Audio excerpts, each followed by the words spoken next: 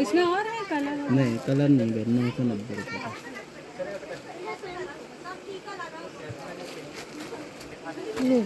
दिखाना मैं दे ही रहा हूँ तो। अस्सलाम वालेकुम। तो फिर देखिए हम लोग वहाँ से आ गए थे अपनी ससुराल से। तो यहाँ पे ईद के लिए मैं कपड़े ख़रीद रही थी, मतलब सिस्टर के यहाँ आई थी तो कपड़े लेने के लिए। तो कपड़े यहाँ पे मैं देख रही थी तो मुझे कुछ पसंद आ रहे थे, कुछ नहीं आ रहे थे कपड़े ना। पहले उसने बहुत अच्छे अच्छे दिखाए, पर बाद में मैंने, मेरे माइंड कहते ना अपन बहुत सारी चीज़ें देख लो तो समझ में नहीं, कंफ्यूज हो जाती। मैं भी कंफ्यूज हो गई और जो मुझे पसंद था वो ना लाके वो ले आई जो मुझे पसंद मतलब नहीं आया था। घर पे आके फिर मैं अभी देख रही हूँ वीडियो में तो मुझे लग रहा है ये ड्रेसेस ज़्यादा अच्छी थी, ये ले लेनी थी मुझे। पर खैर जो होता है अच्छे के लिए होता है। तो मेरे ये हाफ़ स्लीव्स थी, ये प्रिंट मुझे आया था, लेकिन हाफ़ स्लीव्स की वजह से मैंने इसको नहीं लिया था, क्योंकि मैं हाफ़ स्लीव्स नहीं पहनती हूँ, स्लीव्स की प्रॉब्लम होती लगाने में।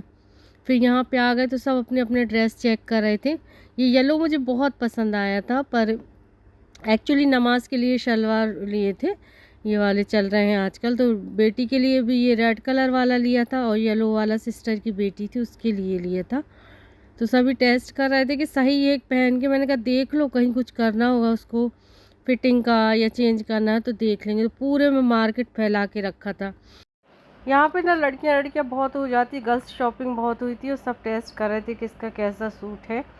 और सब ने टेस्ट करने के बाद उसके बाद मैंने अपने कपड़े भी लाई और मैंने दिखाए अपनी सिस्टर को कि क्या कैसा सही लग रहा है। अगर वापस करना होता तभी वापस भी कर देते।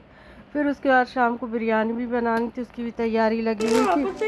हाँ मुझे चाहिए। तो पहले मैंने कहा कपड़े दिखा देते हैं, फिर कल दूसरे दिन ईद है, मेहंदी वगैरह भी लगानी थी। इन लोगों ने तो लगा ली थी, मेरी बाकी थी। तो यहाँ बिरयानी की तैयारियाँ चल रही थी और यहाँ पे मेरे बेटे को ना सबने मिलके मास्क वास्क लगा दिया। तो कोई तो लगा नहीं रहा था, मेरे बेटे को खूबसूरत बनाने पे तुले थे। सुबह उसके फ्रेश नहा धो के नमाज की यहाँ तैयारियाँ चल रही हैं।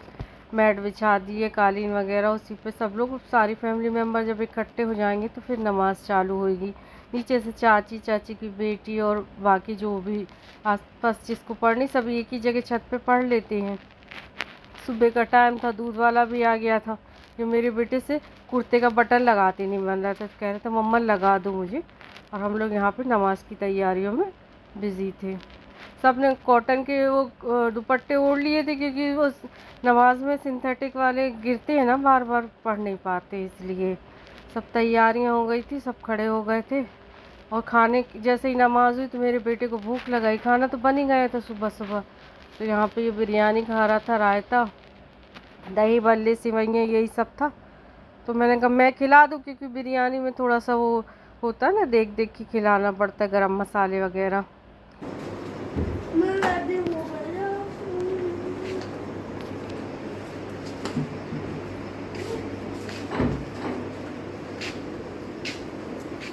चलो